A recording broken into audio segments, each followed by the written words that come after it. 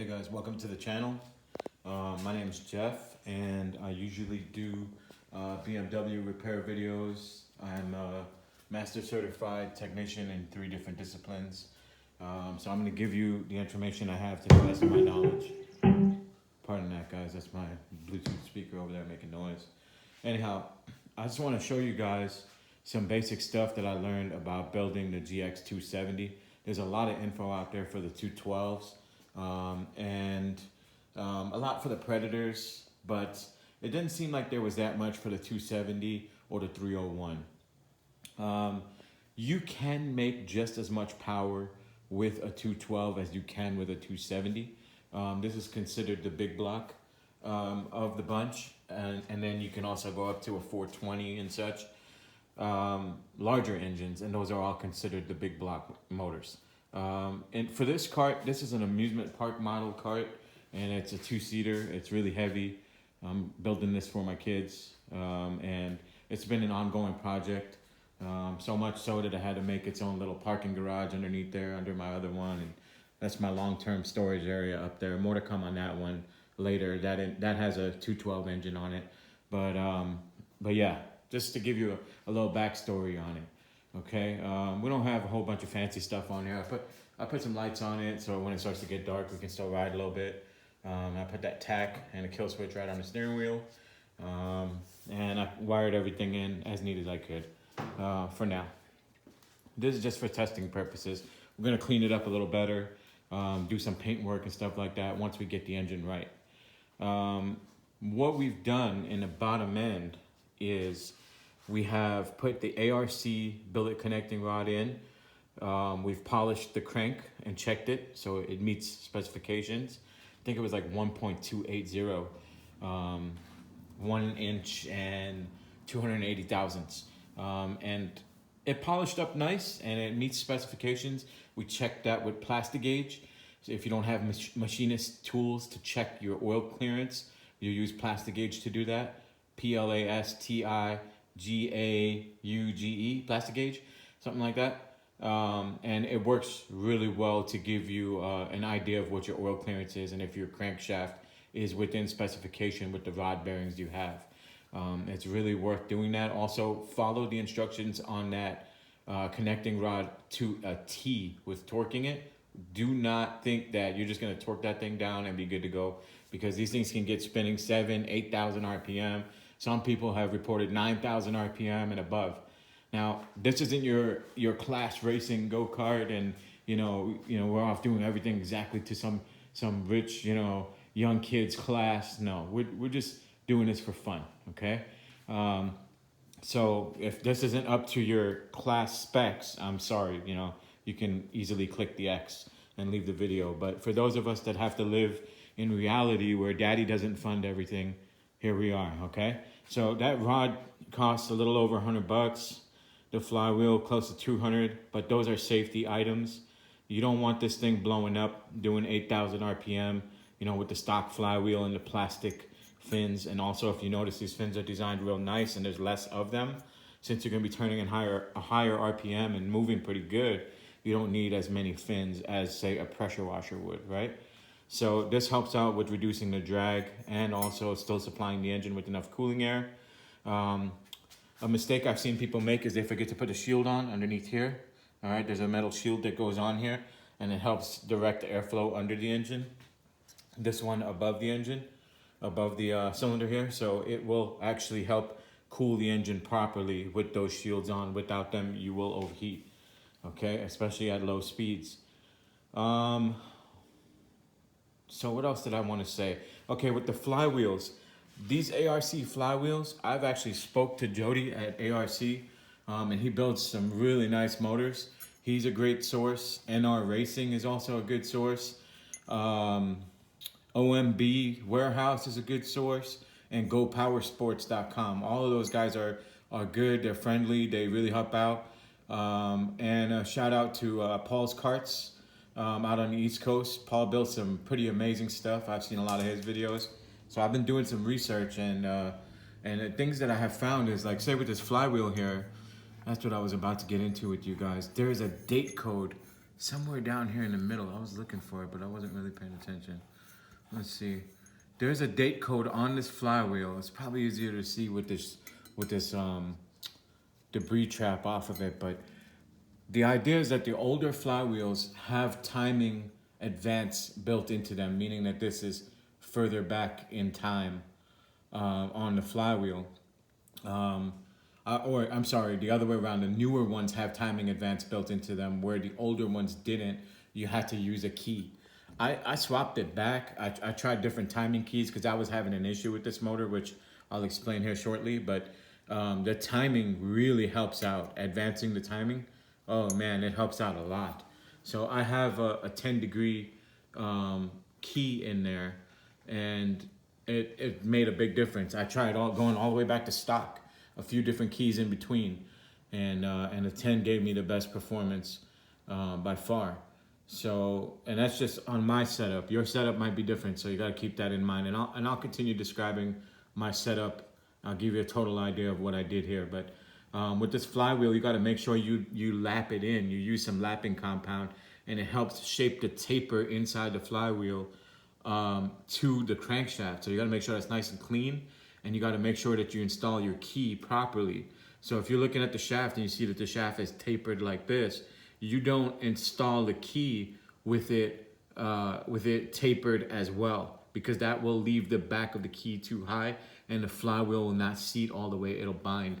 So the idea is that the back of the key is sunk down in the shaft, and just the tip and the front is what sticks out.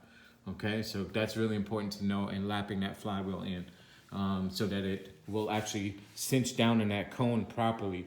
And don't over torque it. I think it's like 65 foot-pounds. And you got to hold the engine somehow to do it. I'm pretty sure Jody would cringe if he saw how I did it. But with this 2-to-1 gearbox on here, it's kind of hard to do anything. This also has a wet clutch in it, by the way, guys. This is what these amusement park models came with stock. So I like the idea of the wet clutch. I didn't like the 2-to-1 box, but you know, that brings me over to this. You know, playing with the ratios. When I got the kart, it had a 22 and an 80. I went up to a 2380, not good enough, still too low. 2780, still too low. So we're gonna go with a 70-30, and luckily the same belt works with the amount of adjustment I have on my engine mounting. So these guys make some good products. The guy who I deal with, his name's Jim Donovan, and they are Pfeiffer Industries. These guys right here. Pfeiffer Industries. All right. And they make some really awesome stuff, and their pricing is really good, and he will help you calculate your center to center distance and let you know if your belt's going to work, you know, with the amount of engine adjustment you have, you know, based on their sizing and all that good stuff. So not to jump around too much, but yeah, get your gear ratio right. For the big block, I'm thinking that new ratio that I just told you guys is going to be about 4.33 to 1 with the 2-to-1 box taken into account. So that should help me out and, you know, limit my RPMs a little bit while still giving me a controllable launch, being that this is not a live axle. I think for the fun kart industry, they rather it this way. It's just more maneuverability, I guess, at low speeds. I would rather it live axle, and as you can see, I can easily do that. But for the kids, I like them to be able to turn around real quick and not scrub the hell out of the tires. So we'll see if we do that, or some sort of a clutch setup in between to give it a limited slip setup, because there's plenty of room there. So I've been letting my imagination run wild with what I'm going to do there. All right, more on the engine. Let's stay on the engine, right? So we got the connecting rod we discussed already. We've got the flywheel we've discussed already. The piston. This is a flat top NR piston, NR racing piston, okay? And it's got new rings, and I had it honed, but I think this block was a little worn, and there was a little damage right here. All right, but it doesn't really affect the way it runs. I always find a little bit of oil in here when I take the cylinder head off.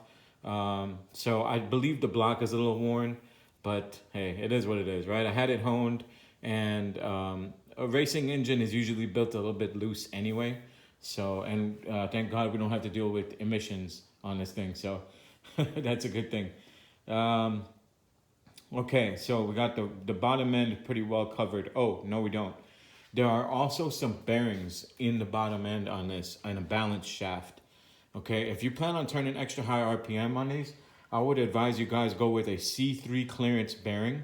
So you could take that bearing out and measure the dimensions, and you could contact a place out here in California. There's a place called allballbearings.com. And they're out in like Palm Desert or something like that. And those guys can source any bearing. You just give them the sizes and you tell them what you want, and they can help you make a choice on what's right for your application. I got the C3 clearance bearings because they have a little bit more clearance, being brand new, and they can tolerate that extra high speed for a longer duration without burning up. Okay, so, and I like the idea that I can get the oil in there real nice, being that this is splash lubrication. So I've changed all those bearings inside the case to a C3 clearance bearing, and I put new seals in there. And I also clearanced one rib on this side of the engine, inside the case, obviously, so that the connecting rod can get by it nicely. Because they do actually expand in operation. In case you didn't know that, with heat, anything expands, right? So look at it and just, you'll see as you bring the connecting rod around on the top side of the case, you'll see where the bolt almost touches this strengthening rib inside there. So it's good to just grind on that a little bit, that little clearance rib, just to make sure that it's gonna clear and you're not getting debris in there from grinding after you've already installed your new bearings, right? So make sure you take care of that before you install your new bearings. The other thing was we put the ARP bolt kit on the side cover. They do make billet covers if you got the cash to spring for something like that. We just try to do it on a cheap, because the wife limits the fund budget. But we also got the ARP bolts, which comes with its special lubricant for installing it and getting the friction right for the torque. One of the things that Paul over at Paul's Karts talks about is not over torquing the head, okay?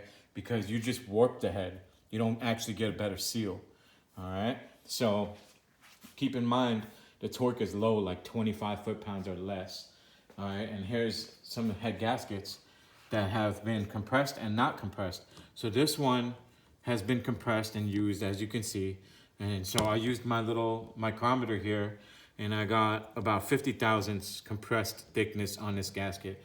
So some people like the copperhead gaskets, some people don't. It just so happens this is what I have right now. I wish I had a copper, but I threw away my old one because the person who milled my last cylinder head did a pretty bad job, and it was angled. So it was spitting flame out the side and burning up my old gasket. That's not this cylinder head. This was a replacement I got to just be able to run it. And then this is one that we've been working on. Paul over at Paul's Karts, once again, he does some really great work on the cylinder head stuff. But for me, I just wanted to give it a go on my own. So I kind of welded this up and just kind of carved it out, looking at Paul's design of the chamber. And this still is very rough and needs a lot of working, and there's some porosity in there and stuff. But I'm just going to give it a try. So I'm going to polish it up a little bit. I got a little polishing kit from Harbor Freight. I'm going to just smooth it out, polish it up. And these are the valves that this head came with. These are stainless steel valves that I got from NR Racing. Also, I got the billet retainers with split keepers. And this is a dual spring setup. It's blue springs on the outside, and then the smaller spring on the inside is like 50 pounds on the outside spring, and then like 15 on the inside spring. So it's 65. There's a lot of spring pressure there because I was revving pretty high. But now that I'm going to be revving a little bit lower because of my different gear ratio there, I may eliminate the inner spring and just put the 50-pound outer springs on it. I'm not sure, but I didn't have problems with valve float, I can tell you that. 65 pounds seems like a lot, but the head's fine. And I ran it quite a bit. But the problem that I had was that around 3,800 RPM or so, this thing would just stutter and miss. And it didn't matter what carburetor I put on it. Didn't matter. This carburetor that I have here is a Mikuni TM28 carburetor. It came with its own hose and manifold. I tried cutting the manifold down shorter. That was a bad idea. That's the opposite of what I needed to do, because I think the problem I was having was what they call fuel standoff. So even on the bench, I had a 24 millimeter board carb that I got from Vegas Karts. And I could watch, you see where that main jet is right down in there? I could watch when the throttle opened about 3/4 of the way, just raw gas just coming out of that main jet. Not in a spray atomized form, but just big droplets whenever that mist would start. And fuel coming back out at me as well. What that problem is standoff is what it's called. And it's due to resonance coming back out of the intake and hitting that incoming fuel charge. And basically, it's always going to be there, but depending on how long your manifold is and the cam you're running and your exhaust system setup, exhaust is a big thing in this too. You have to tune the cylinder head, basically, is what I'm getting at here. So if you're still with me for this part of the video, congratulations, because you're about to learn something really cool that took me a while to figure out. So different air filters, different jetting, different float height settings, different spark plugs, all kinds of stuff I tried to try to correct this issue. None of it worked. None of it worked. My exhaust system setup was all wrong. It was a short little stub that I just kind of do this garbage weld on so I can put this KX450 muffler on it because my wife wanted it really quiet. The KX450 comes with 2 mufflers, and I found a guy selling them real cheap on OfferUp, so I grabbed them. And so it does work. It does make it more quiet, but this was not helping anything. I grinded out the inside of this pipe. I don't know if you guys can see it, but I grinded out the inside of this pipe to try to make it flow a little better. But you know what? That's not it. It's got to be long, man. It's got to be long, and it's got to be the right diameter. That's too small. That's like less than 1 inch on the outside. Okay, so I'll show you guys here in a minute more about the exhaust, but since we're right here, let's talk about the intake a little bit more. So what I'm gonna do is I'm gonna put this adapter hose that the carburetor came with, which adapts it from that down to that. And you can see that I've epoxied the inside and I've made some dimples and stuff on it just to help keep it turbulent in there as the air is flowing so you don't get fuel dropout. All right, so what I'm gonna do is I'm gonna put this on here, and then I'm going to use this. This is EMT tubing from Home Depot. And you can see I got a bunch of little notes scribbled on it and stuff like that. And I put this epoxy on the end, and this is quick steel. This is really good stuff. Just use it on a clean pipe. This inside diameter is pretty close to the inside diameter of this carburetor. Okay, and pretty close to the inside diameter here. This epoxy helped me port match to the engine, by the way. On this adapter that came from NR Racing, or this may have came from Go Power Sports. This carburetor setup with the manifold and stuff. I got that hose separately on Amazon. I think it's like a 30 millimeter hose, so it has to squeeze down a little bit to work. But the idea is simply that we're going to connect that to the engine. We're going to connect this on here. We're going to put this pipe inside here. And then I can decide how long I want this intake manifold to be. So I'm gonna start off with a longer intake manifold, and I'm gonna bring it down shorter until I start having a problem if I do, right? So I'm gonna get the manifold as short as I can where I get high RPM performance that I want, but the longer manifold gives you more torque off the bottom end, okay? Now this all plays into your cam. So I've seen some people on the internet in some really obscure places running really long intake manifolds, but that's for fit on a mini bike. If you watch Paul's Kart, some of his videos, he talks about adding an elbow to the front of the carburetor to give you an increase in flow, because you got your carb sitting like this and you got this air just rushing past it. I mean, you're almost making a venturi. You're almost like taking air right out of the carburetor instead of flowing it in. So he talks about this elbow. And I see a lot of guys run these velocity stacks too. That velocity stack, even though it's before the main jet, that actually plays into the total length of the intake tract. So keep that in mind if you're gonna run one. So here's a velocity stack. It's just kind of rigged up just to test it. And I put it in a paintball gun reservoir. And I want an air filter on there, so I was just taping this air filter on here for now, just to see how it works, because it's not only does it give me the velocity stack in there, but it also gives me that turn that I want, you see? So I can grab some of that air going down the road. But I got some other ideas that I'm gonna put into play as well. I may run a hose up and make a little custom scoop deal up in the middle. It'll be ugly as all hell, but if the faster you go, the more air gets packed in there. Now you got to think about the air as a fluid, right? So that air coming in, getting packed in, coming down to that elbow, and then running in through that velocity stack into the carburetor and into the intake on the cylinder head, all of that length gives it more momentum.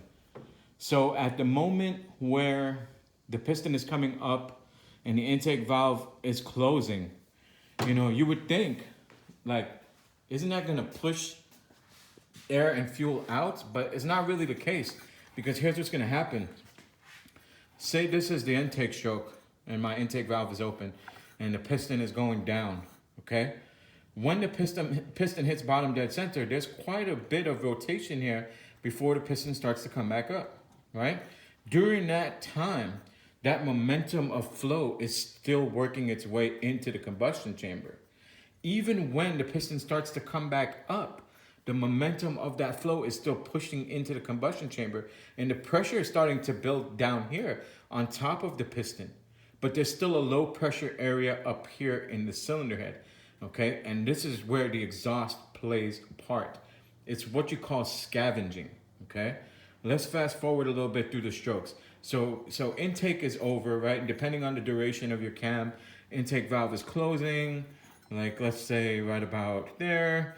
And now you're compressing it, and then before top dead center, boom, you get your ignition, okay? Which I'll show you some spark plugs here in a second. But you get your ignition, and why does it ignite when the piston is still coming back up? Isn't that like counterproductive to what we're trying to do here? No, it's actually not, because what happens is that gives us enough time to fully burn the mixture, and also it spikes the pressure in the chamber rapidly. So as the piston comes up over top dead center, it really gets driven down quickly and hard, and that's what you want. Now, before you even reach 90 degrees with this cam that I have in here, which is a Dynocam's 275 grind, which people say is not the greatest cam. I'm finding out I should have went with the 306 or 308 from them, which is a better cam. If this stuff that I'm doing now doesn't solve my issue, I will try that cam, and I'll post something in the comments to let you guys know how it worked out later on. Or, you know, comment, ask questions, and I'll let you guys know what happened. But anyhow, so we're on the power stroke. We're almost to the bottom of the power stroke now. We're gonna open the exhaust valve now. And you would think like, damn, you're giving up some of your stroke that you could collect more power off of. But no, once the crank reaches its 90-degree position, the torque that you're gonna produce from that power stroke has already been produced. Anything past that, you're just keeping the exhaust pressure in there too long. So now here's where the exhaust comes in.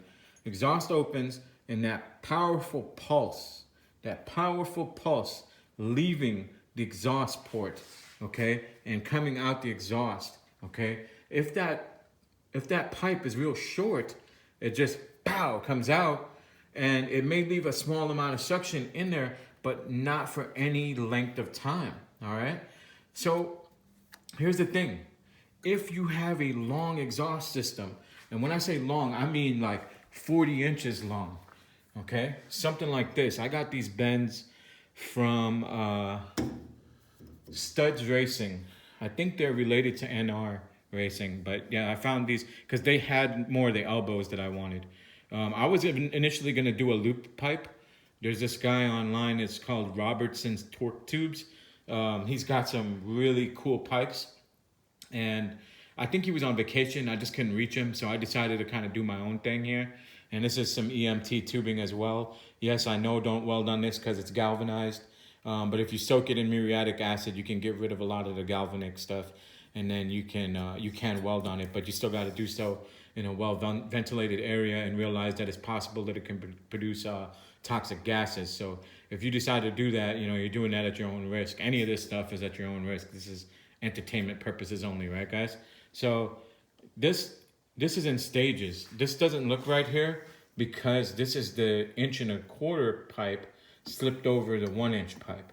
All right, so it starts off as inch, then it's flared here to fit over, and then it's a loop, Then what I did was I went to the next stage, which is bigger, right? And then I continued that stage into this one. I'm gonna have to make the third stage on my own to get my angling right. So what I'm gonna do here is come out of the cylinder head, I'm gonna loop over, then so I'm looping down like this. Then I'm gonna come underneath here and I'm gonna loop horizontally like this, come back and then aim it down, okay? And I may put the muffler on here, I may not. All right, depends if I want to piss my wife off or not. But anyway, yeah, let's piss her off, right? Let's make it extra loud. So this is the old mount that I rigged up for the muffler, just so that I can slide it back and forth on the frame with the engine to get the belt tension right. I'm not a professional welder by any means, but if I need to make two pieces of metal stick together and hold, I can do that. So for those of you that are like, oh my God, those welds look terrible. Okay, blow it out of here, you know what.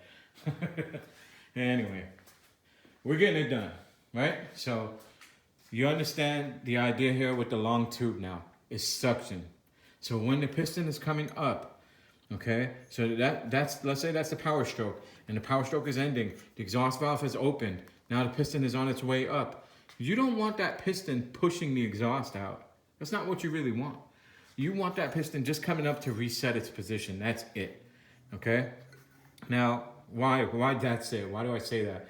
Because you want that tube so long that power pulse leaving, okay? And this is the purpose of the stages too, so that it gets easier and easier as it travels down the pipe to combat the high pressure wave that's in front of it, okay?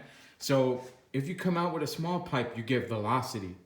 And that velocity equates to vacuum left behind. Now that vacuum helps you get rid of what's in the cylinder and leave a vacuum in the cylinder, okay?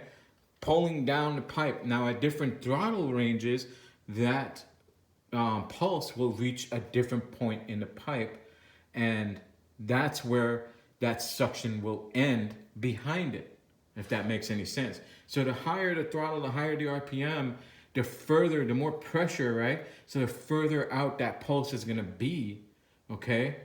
And it will waver up and down inside of the pipe depending on the load and the throttle position, right? But the idea is that you evacuate this combustion chamber with suction, okay? And some of you are cringing right now going, there's more to it than that. Yes, there is. There's more to all of this than what I'm saying. But I'm just trying to give an idea of what I've figured out. I almost had to study fluid dynamics to try to figure all this out and get this thing to run the way it should. And the power is made in the cylinder head. It really is. Paul says that all the time on Paul's karts, and I can really see it with this project. Now, the idea here is also you have, let's call it a fifth stroke, okay? It's a function of the flow of the cylinder head, the intake manifold, and the exhaust manifold. All right, and it is called valve overlap, okay? So what we talked about right there, going through the length of the pipe and that suction created, that is called scavenging, okay? So you're scavenging that exhaust out of the cylinder using that exhaust pipe. Now, if you leave behind suction, let's say the piston is almost all the way up, right?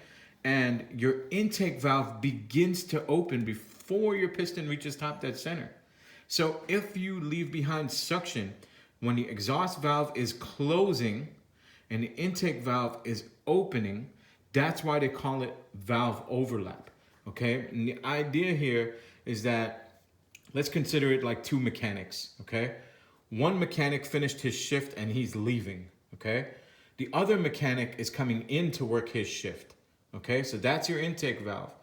They will pass each other on his way out and his way in.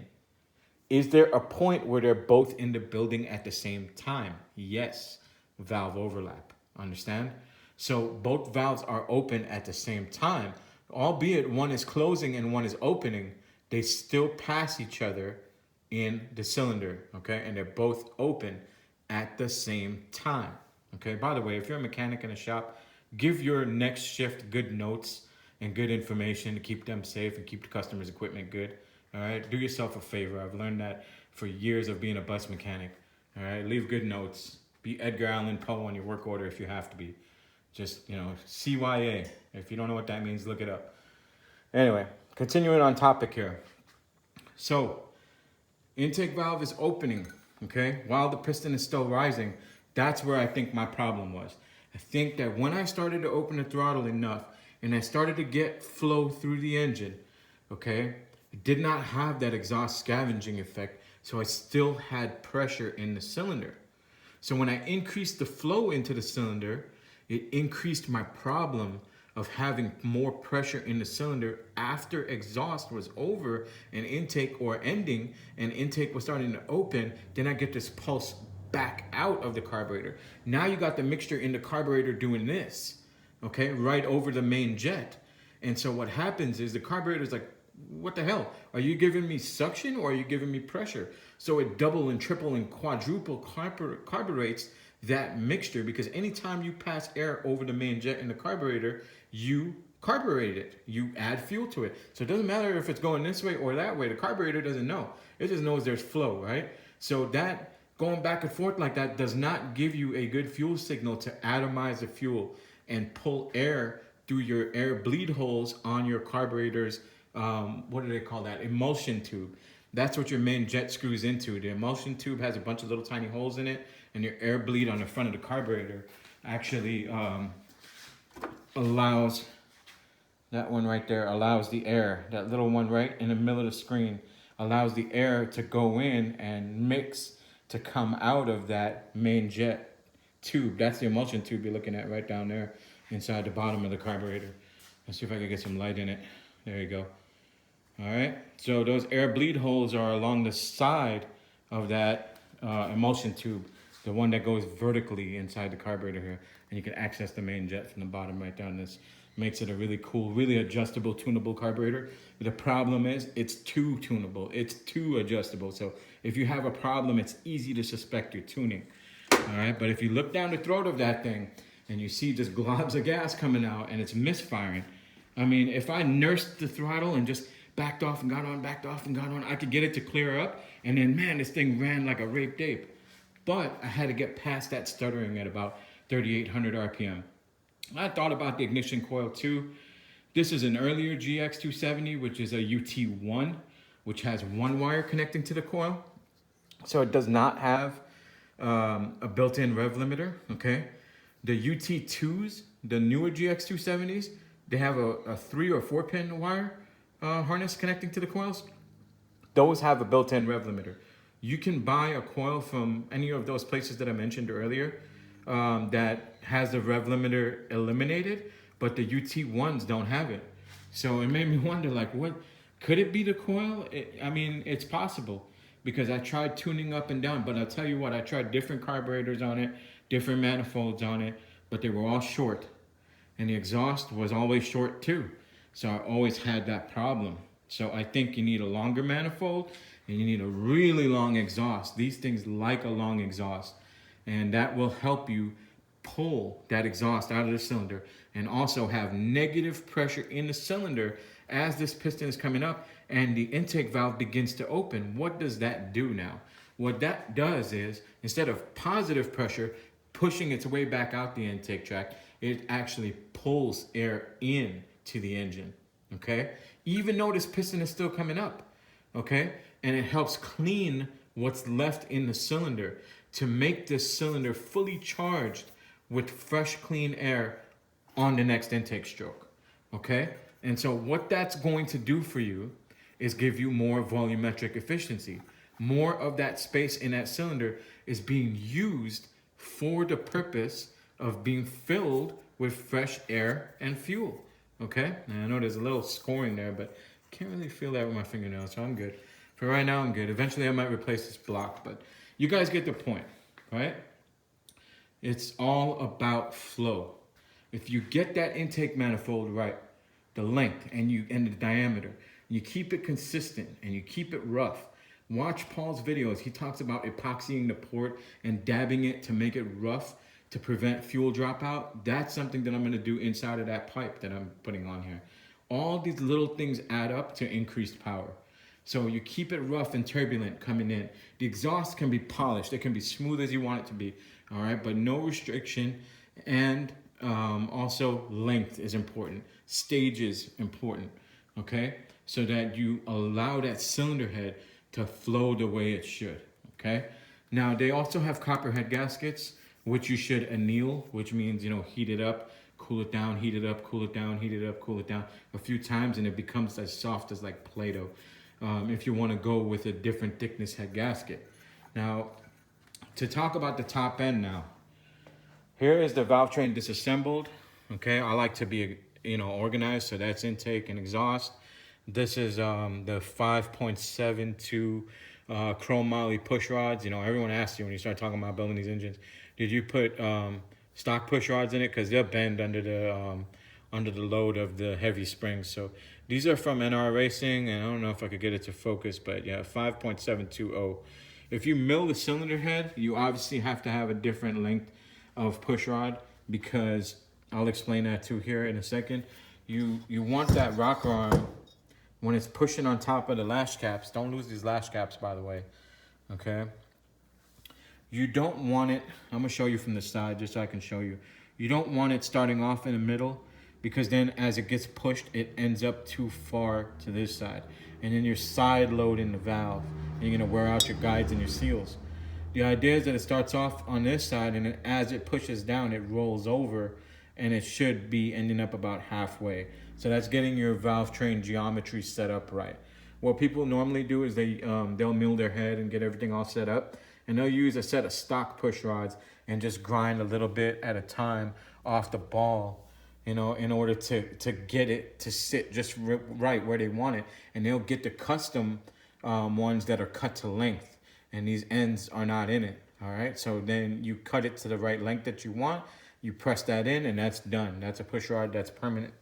Okay, and once you press that in, it's permanent. So the way I did it was I used the vise. I opened it up pretty wide, and it was a bit of a fiasco, but I was able to do it when I had the custom ones. And then I got these 5.7s, and they work just fine. Billet guide plate to help keep your push rods in place and not have them jumping out of the rockers. Good set of feeler gauge, a good set of feeler gauges, because NR Racing and dyno cams, the cam card that they send with that cam, it calls for 3 thousandths valve lash. Don't go with your stock valve lash. Go with what the cam card says when you buy the cam. So 3 thousandths to get it all set up right. Make sure that your geometry is correct. It's a little tough to push down to get these keepers in, these split keepers, but a little grease and a magnet kind of help out. And that's about it for right up in here. I like to clean and Loctite the screws that hold my my billet plate down. You see these here? I like to Loctite those in so they don't come loose on me, and then set my lash up. And you don't need to over tighten any of this stuff, so just take it easy as you're going together with it. All right. You can see over here I got the racing coil from Paul's Karts. Can you get one of these yourself? Yes. But, he made this up really nicely. I mean, look at these crimps. I mean, this is a ground wire to go from the coil to the block, because when you use this type of head gasket, and then you got lubrication on these bolts, your grounding between might not be that great. So he'll provide a ground for the spark plug, right to the magneto on the block. And then a really nice wire with a fatter gauge wire inside.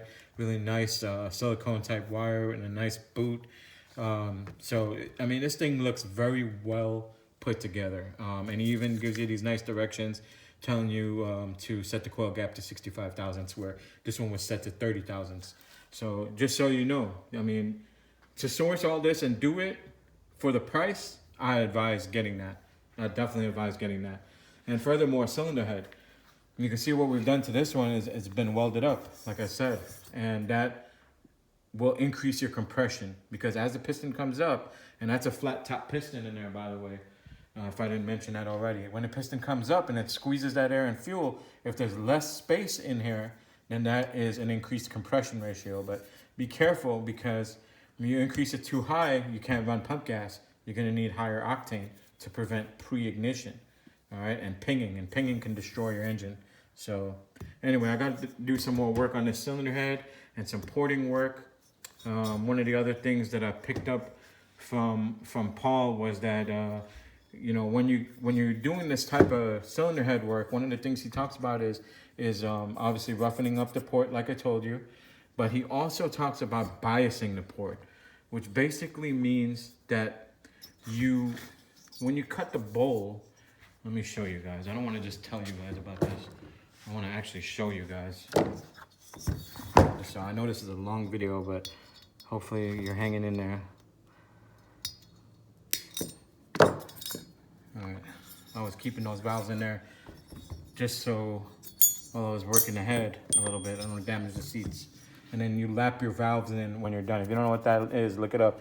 Put a suction cup on the top of the valve, and you put some compound on the valve itself, the sealing face, and then you rub it back and forth so that it creates that nice grade line right there, and that's your actual seal. All right, and you don't want it too wide, that gray, but you don't want it too thin either. All right, that makes sure that the valves are sealing. And the other thing you could do is just put a little kerosene on top in the cylinder here and see that it doesn't leak through into the ports. That's how, you know, you could check it for leakage before you install it. But anyway, looking down in here, let me get a light, give you guys a better view of what I'm talking about. So looking down here inside the port, you can see the bowl, and you can see there's some sharp edges. The guy that did the porting on this, he kind of did a rough job, so I got to continue to fix it up. In this corner, like going more towards this side of the intake valve, which is this valve here, okay? Yes, so that's your intake and that's your exhaust. Okay, so on this side here, what Paul was talking about doing was, if you see those two ridged areas, one towards the back and one towards the front there, okay, you make one shorter than the other so that it makes the air swirl as it comes into here. Because if not, what happens is, as the air comes in through the port, they crash right here, and that crash sends a rejecting pulse. So the idea is, if you make one groove down there a little bit longer than the other one, it allows the air to swirl, because one side will take over and the other side will then join in with that flow and bring it out into the cylinder, all right, more efficiently. So that's called port biasing. All right, he mentions that. And also he puts a little epoxy inside down in the port there that will help that air make the turn. And he also does this nice little trick with aluminum oxide sandpaper, where he runs it through the port here and he pulls it back and forth like this to take care of the short side radius. All right, so the short side radius is down here, that sharp turn that needs to be made. All right, now not so much that you get into the seat, but if you make that turn a little bit easier to handle, that's one more way that you're improving flow into the engine. And then the cylinder head itself does the work of helping to swirl it past the spark plug area and mix it better and give you a more complete burn, and then eject it from the exhaust, which creates that suction effect like we talked about, and it will allow you to make more power. All right, more flow, more compression, more power. So besides welding it, we also had this head milled or shaved down about 40 thousandths. So I'm gonna give you guys a look at this one from the side. You can go to about 100 until you start getting into this cooling fin here. All right, and some people do that, but I don't want to get too close because my rocker arms are ratio rockers, and I'll go back over there in a second. I know I'm all over the place, but you guys can rewind this video if you need to. See that one we didn't mill? That one's got some meat to it, okay? So the idea, once again, is raising the compression ratio by bringing this system, the valves, closer to the piston. You have less room in there for that air to be squished, okay? So bringing it closer does raise the compression. Welding it is the best way because you're not having to bring it closer. So I brought it a little bit closer and welded it, but I don't like the valves to be too shrouded. So I'm taking out some here of what this guy, the welding work that this guy did for me. And I'm kind of trying to do my own thing here. So I'm not trying to step on your toes, Paul, but you know, I just want to try it out here on the West Coast and see what I can do. And I'll let you guys know how this turns out. So going back to the Valvetrain, besides the billet guide plate and push rods here, we have these 1.3 ratio roller rockers. So basically, let's say you put 1 millimeter of movement in on this side, you get 1.3 of movement on the output side, on the roller side. So you get basically more valve lift out of your cam, okay? But the thing is, when you add these ratio rockers, you have to remember that the speed at which the valve is going to move is going to also increase. So that changes the way the engine runs as well, okay? So it's really important that you guys know that. Actually, I'm sorry, these are 1.2 ratio, not 1.3, 1.2 from NR Racing. Really good little rockers. They're billet and roller tip. So yeah, I said I was going to make a video, and I told all these people that I ordered stuff from that I would give them a shout out in a video. So Paul's Karts, #1. We got NR Racing. We got OMB Warehouse. We got Go Power Sports. Another good channel for this stuff is Cars and Cameras. Their stuff is really good too. Check out Paul's videos and tell him Jeff from California sent you. If you have any questions or comments, go ahead and leave them. If you stayed for this whole video, then man, you're pretty good. And shoot me some questions and comments and anything you could say that's good, I'd appreciate it. If you got bad stuff to say that'll improve the channel, great. But if you're just an internet troll, keep that stuff to yourself. Wear a mask, guys. Don't drink and drive. Take care. See you next time.